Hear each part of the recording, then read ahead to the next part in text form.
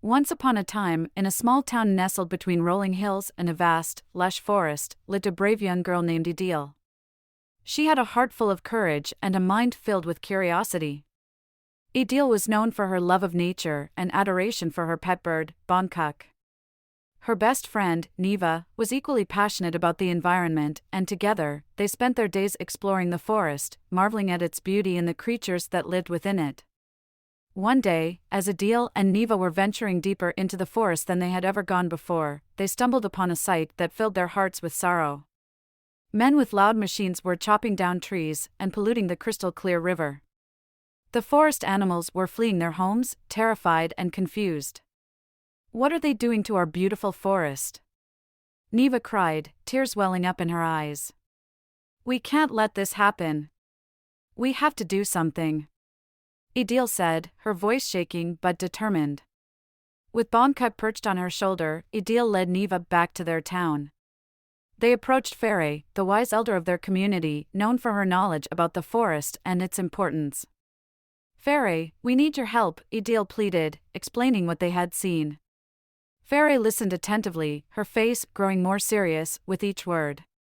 "The forest is the lungs of our world, and the river, its lifeblood.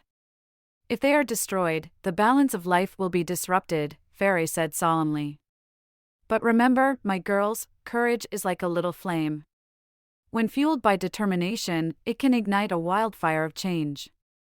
With Fairy's words echoing in their minds, Idil and Neva knew what they had to do.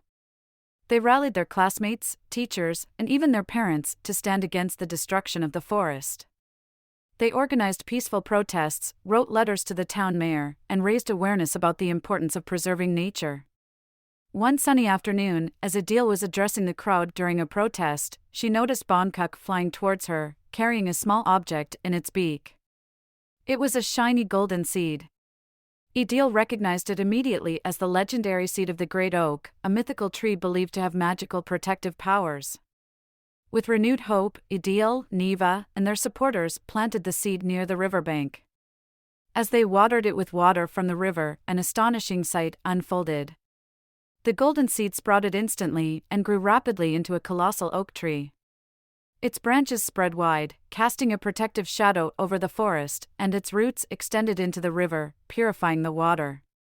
The people destroying the forest were awestruck and immediately ceased their actions. The mayor, witnessing this extraordinary event, declared the forest a protected area, ensuring its preservation for generations to come. Idil, Neva, and their community celebrated their victory, their hearts brimming with joy. The forest echoed with the jubilant chirping of Bonkuk and the other animals, and the river flowed peacefully, reflecting the radiant smiles on everyone's faces. That night, as Idil lay in bed, she realized how their courage had ignited significant change. She whispered to Bonkuk, "We saved our forest, didn't we?"